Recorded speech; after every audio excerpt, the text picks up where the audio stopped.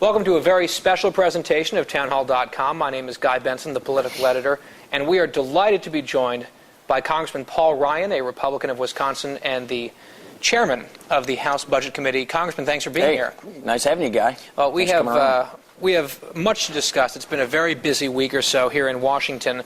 I want to first focus on your budget, your plan, the Path to Prosperity, passed by the House. You've been making the case for this budget by saying that it addresses in a proactive way the most, in your words, most predictable economic crisis in history. This week, just a few days ago, Moody's announced that they're placing our AAA credit rating under review for possible downgrade. S&P essentially followed suit. I take it you're probably not surprised by these developments. What's the lesson here? Get ahead of these problems before they take on a life of their own. I mean, like I said, it's just so obvious. If you want to see what it would look like if we keep doing what we're doing, if we keep providing the country the kind of leadership that I would say the president is providing, which is don't do anything to fix this problem, and spending is the problem. Look at Europe. Perfect example. They're talking about maybe breaking up into currency zones. They've got bank runs that might be coming. They've got debt crises. You've got the Italian bond market going up. You've got all those problems. What does that mean? Those are countries that built up big welfare states, and they didn't fix their problem. They kept nickeling and diming. They kept kicking the can, and now they got a real crisis on their hands. And it would be folly for us to assume that that would not happen to us. After it happens to them, it could come around to us. Now, all the smart economic bond-type people tell us we have around 2 to 5 years to clean up our act before we have our own debt crisis. Let's hope it's closer to 5, but these days it looks likely it's in the shorter time period. So knowing this, knowing that we literally can't keep spending money we don't have, we're borrowing at unfathomable, unsustainable rates, we should do something about this. And that's why we're saying the sooner we act to cut spending, to get our borrowing under control, the better off we're going to be, and the more likely we will preempt and prevent a debt crisis. So specifically, how would the Path to Prosperity right the ship? So let's say you're talking right now. There's been a lot of chatter about the budget. There's been a lot of, frankly, distortionary comments about it, right? So there's probably a lot of people out there saying, gosh, you know, Paul Ryan seems like a good guy, and we have to do something. But the details get lost and people demagogue. So if you had to kind of put together like a 2 to 3 minute executive summary that explain exactly what your budget proposes and doesn't propose based on I actually did that. You can go to budget.com if you want to see my little summary. It's a video I did on this. We've posted it several times at Town Hall. Number one, government agencies are bloated. They spend too much money. They got an 84% increase over the last 2 years when you count stimulus. So we cut all that spending. So just cut back spending on bureaucracy. But that's not the big issue, but it's not an insignificant issue. Number two, it's the entitlements. The big 3 entitlements: Medicare, Medicaid, and Social Security. 10,000 baby boomers are retiring every day with fewer workers coming in behind them. Healthcare costs are growing at about 5 times the rate of inflation. And you've got a situation where you cannot literally keep making these payments. You can't keep borrowing money to finance these benefits until we get this thing under control. Meaning, every year we delay, we go deeper in the hole. With Medicare, it's about $3 trillion deeper in the hole. With Medicaid, maybe $1 trillion. And with Security, Medicare, $600 billion. The insolvency date is approaching 13 years. 9 years by CBO's definition, 2024 by the Medicare trustees. So the point is this. We know that these programs are making promises that there's no way the government can keep. And our argument is the sooner we fix these programs, the less harsh the antidote is, the less harsh the solution is. Meaning, you can stop benefits from being hit or cut to current seniors if you reform it now for the younger generations. But if you don't change because these no one programs, over 55 is affected by your current plan. So there's a couple lines of attack that we've heard from Democrats and other precincts. And I just want to, well, first of all, some conservatives are wondering, what are the real cuts in your plan in terms of compared to the president's budget, compared to the baseline, and in real terms? Compared to the president's budget, we cut $6.2 trillion in spending out of his budget. Out of the baseline, which is the current law, we cut $5.8 trillion. That means the president's budget spends above where the current law is. We cut $5.8 trillion in spending. So it's too many cuts to list in a TV interview. Sure, of course. You can go to our website, download our plan, and get a list of all those cuts. But the point I'm 5 and above. If you don't do that, you can prevent these kinds of cuts from hitting current seniors.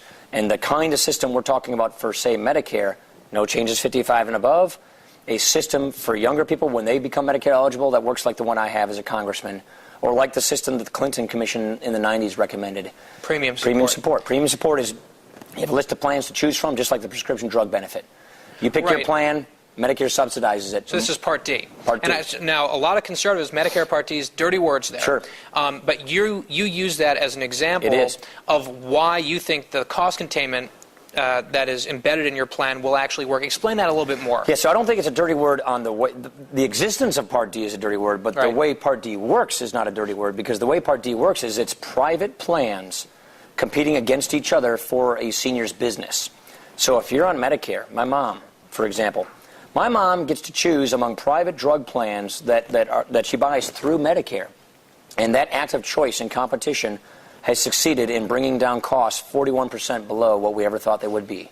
So what we have learned in real life, in practice. So 40% below what the CBO had predicted. Exactly. Okay, and far below what CMS projected, but 41% below what CBO projected. The point is, we have proven that in the healthcare sector, like all the other, 82% of the American economy, choice and competition works, individual choice and market dynamics work. Let's apply those to healthcare. And so, like the Part D benefit, where the beneficiary gets to choose what they want, we're saying for Medicare, for the next generation, you pick your plan, Medicare subsidizes your plan. These are private plans that compete against each other. So your confidence, based on the evidence that you've outlined, is that the cost containment will occur, of competition, right? And therefore, you're pegging the rate of growth in Medicare spending to the rate of inflation rather than healthcare costs. That's right. Because but some, let me just say, some conservatives will say, well, Congressman Ryan, we love you, but Obamacare promised the same exact thing, and those prices are going up. They keep soaring despite the promises. The difference is... Two different approaches. He uses price controls, and we've always learned that price controls don't lower prices. They just produce scarcities. They just ration. We're using markets. We're using choice and competition. And everywhere else we've tried this in the U.S. economy, in economics, choice and competition end up lowering costs and prices and raising quality. We've proven this already within Medicare itself, but also... the reason I can see you so clearly and read the writing on your paper, I got LASIK surgery in the year 2000. At that time, it cost twice what it costs today at the same place in Madison, Wisconsin, where I got my LASIK surgery. So it's not as if healthcare is immune from free market principles working. It's that they haven't been. It's that they haven't been applied or tried. And so what I'm trying to say is, either we send some money to the federal government and have them ration care to individuals, which is what Obamacare does for Medicare. It has a new 15-panel board. We'll get to that. Yeah. And so, I'm curious. Or you have a defined amount of money that we're going to spend on this program. There's only so much money, right? And so we're saying, give it to the individual, give it to them based on need, and have them buy it in a competitive system where the providers, insurers, hospitals, doctors are competing against each other for that person's business. I would far rather have a competitive system where my mom, who would be immune from this because she's over 55, where I get to choose my plan and they compete for my business, than hoping some bureaucracy, will through their complicated formulas decide whether or not to finance the health care my doctor thinks I need. Now, we've got readers at Town Hall who are watching this interview, and they're senior citizens, and they see Democrats coming out and saying the Paul Ryan plan is a tornado ripping through seniors' nursing homes, it's a death trap, all these other things. Harry Reid got on the Senate floor and said, according to CBO, he said, Paul Ryan's plan, on average, will cost $6,000 more per senior than what they are paying today in an admittedly soon-to-be insolvent plan. Your response on that $6,000 figure? First of all, that's not according to CBO. That's the number they came up with. More importantly, CBO told us they can't measure, because they don't think they can, measure whether competition works or not. So they don't even try to estimate the beneficial effects from choice and competition, even though we have all this data from Part D showing that competition works.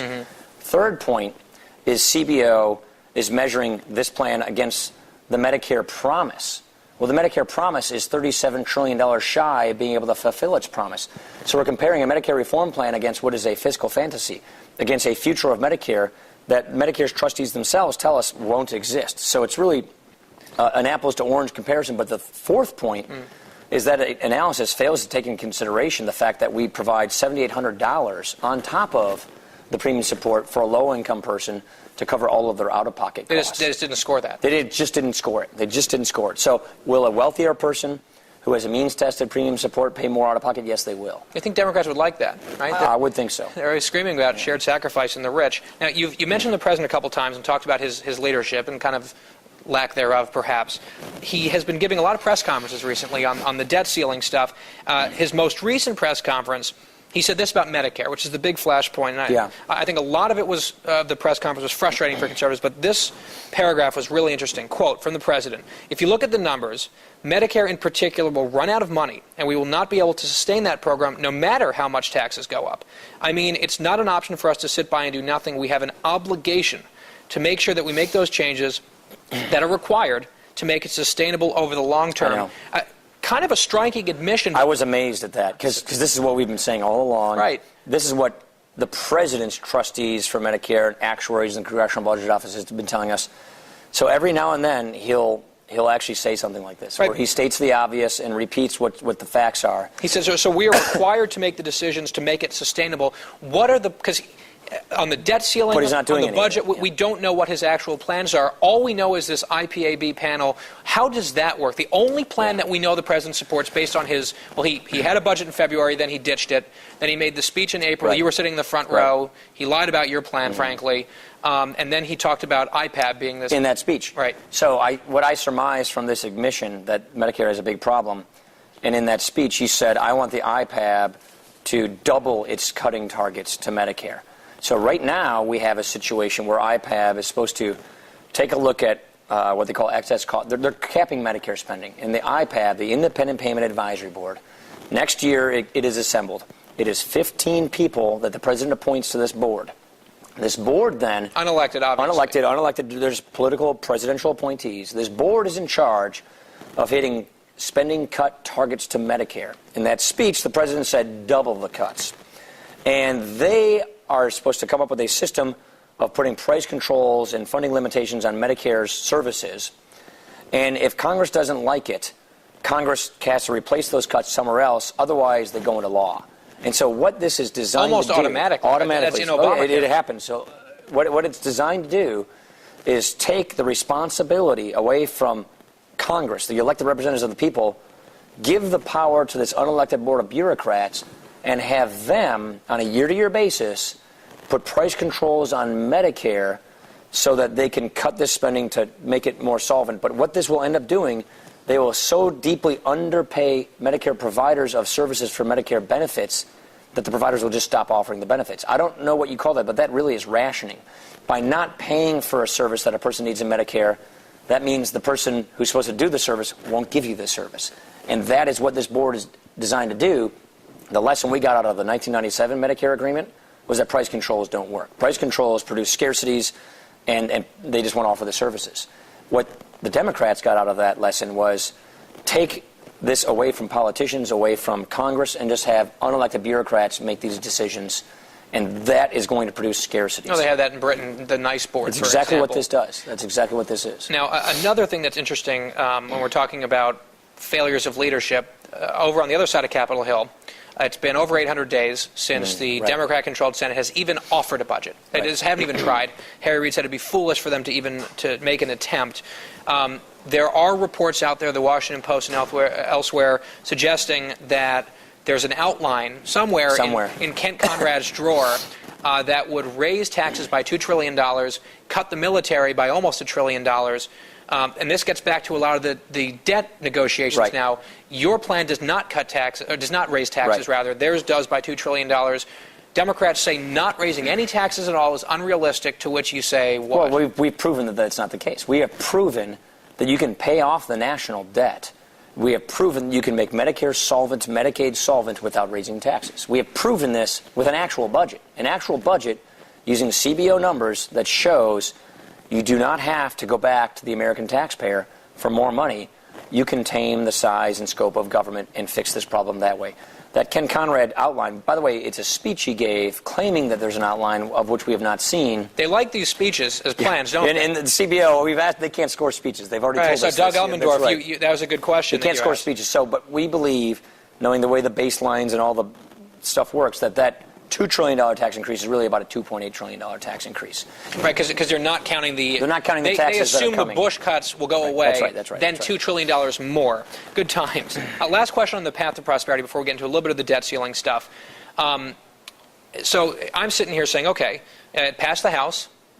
Hooray, almost universal Republican support, no Democratic support, pings over to the Senate. Democrats call a vote on a budget that they haven't created because they don't have one, just to defeat it, and then, to demagogue you.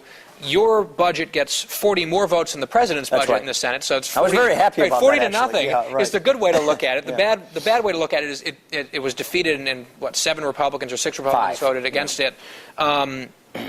Where do we go from here? Because it's not, unless the White House changes hands and the Senate changes hands, the current plan's kind of dead in the water. Then next year's an election year, so you're going to have to create a new budget. It's going to be closer to the election, and because we're now an extra year towards 2024, the sense of urgency gets ratcheted up. So to achieve the same things, I get the sense your budget's going to have to be more extreme and scary. Could you, if you do that? Are you potentially opening up a big line of attack for Democrats against your party in an election year? Look, if you believe what we believe, you do what you do. We believe in the founding principles. We believe in limited government. We believe in economic freedom, self-determination, government by consent of the governed. We believe in these things. And if you apply those principles to the problems of the day, your budget's going to look a lot like what ours looks like. If you look at the fiscal management of the country right now, which is the Democrats mostly run the government, they're not doing anything.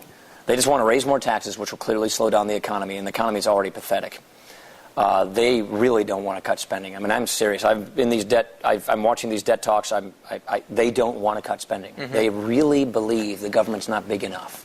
And so whether or not we're going to put a budget out that gets these kinds of hits, they're doing that to us anyway. No matter what we do, they will say these things. For me, and speaking for myself, I feel like we have a moral obligation to give the country a real choice. And in 2012, they're going to have to make that choice. What kind of country do you want to have? Who do we want to be as a people? We know what it looks like if you go down the European path. And that is the path the president is clearly taking us. A cradle-to-grave social welfare state. We're seeing it, tear gas. We're seeing it. We're a cradle-to-grave welfare state where more and more people become dependent upon government than upon themselves. We are showing in real black and white numbers what it takes, but more importantly, how it's possible to get to that limited government opportunity society with a safety net where we can get our prosperity back. And we are going to have to show the country what it takes to get that and let the country make the choice. And I will be extremely calm and pleased and confident that if we give the country the choice, they'll make that right choice. And if they don't, at least we tried. That's the way I see it. So let's shift a little bit to the debt ceiling debate. And the first question is, there's going to be a vote in your side, your chamber soon on the balanced budget amendment. The Senate's really pushing it hard. Conservatives there. Do you support? Yeah, I do. I think you need to have spending caps and a provision to make it harder to raise taxes. So there are different kinds of BBAs. I support the one with the spending cap and the supermajority for taxes to put the pressure where it needs, which is on spending. Philip Klein at the Washington Examiner, I know that you've spoken with him many times. Oh, sure. I know Philip, yeah. One of his concerns about the BBA is, let's say it passes and it's enacted, would the path to prosperity be rendered unconstitutional under a BBA? It depends on where the cap is set. Well, so a BBA, the answer is no. A BBA like I'm talking about with caps, it depends on when it becomes effective and where the cap is set, and we can easily adjust a budget to live within this. Okay, so that it wouldn't make it inoperable necessarily. Okay. On the and you just said that based on what you're hearing, and my guess is you're getting texts and emails and phone calls from the guys who are in the room at the White House on occasion here. Democrats don't want to cut spending, Not at all. And apparently the spending figures just keep dropping and dropping and dropping. Rich Lowry just reported this at National Review. It was, $500 billion now. It's beneath $300 billion. They just don't want to do it. Meanwhile, they're asking for hundreds of billions of dollars, the Democrats are, in tax increases. And this one blew my socks off, new spending as part of the deal to raise the debt ceiling. And this, given all of that, and given the fact that Mitch McConnell came out the other day and said, look, we asked what would the actual spending cuts be next year, not the out years, like real spending cuts. They said $2 billion, which is just nothing, virtually nothing in the scheme of things. Given all that, do you actually think that before August 2nd, realistically, there can be a deal reached on entitlements and tax cut? I mean, this is really tough stuff. On entitlements? On one of these grand Oh, deals? I don't think a grand deal will happen. No. So what can happen, realistically? The reason I don't think a grand deal will happen is because the president's very ideological. And if you believe what he believes, and we believe what we believe, I don't see how you get a quote-unquote grand deal. We believe tax reform, broadening the tax base, getting rid of loopholes and lowering rates, is one of the critical components of economic growth. His own debt commission suggested the same thing. Yes, but he doesn't believe that. So that's problem number one. We agree with Erskine Bowles. Right. President Clinton's former chief of staff. I know Erskine extremely well. We agree on the kind of tax reforms that are necessary. Number two, you need to restructure the way these entitlements work so that they don't go bankrupt. And I just don't think they are willing to do that kind of restructuring.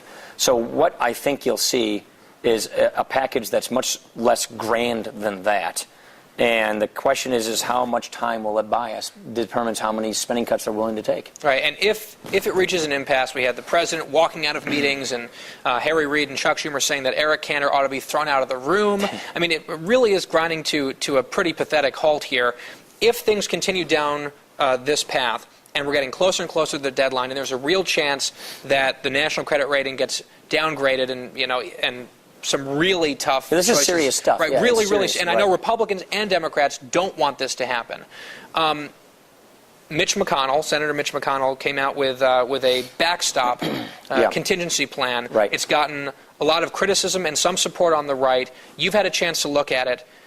Is it something that you could see yourself possibly supporting if all else fails? I don't want to get to that yet. No, I'm not trying to evade it, but I want to cut spending, and I don't want to give up on spending cuts. Okay. Because if I start saying, yeah, I'll take that, then we're giving up on spending cuts. I don't want to give up on spending cuts. Okay, so you I'm not a fan of the idea. Okay. I understand the merits, the pros and the cons of the idea.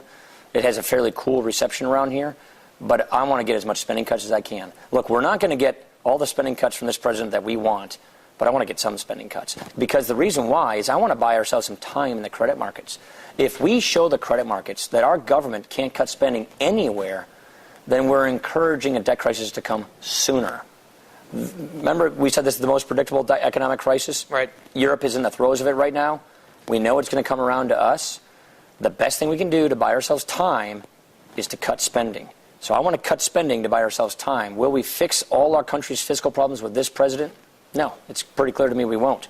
But I want to buy us time so that when we get the right leadership in place, we can fix this problem and preempt and prevent a debt crisis. Last question. Quinnipiac has a poll out late in the week showing that if a default occurs or if the deadline is passed without an agreement, voters will blame Republicans over the president by a double-digit margin, and 67% in the same poll say that the deal could or maybe should include tax hikes on the wealthy.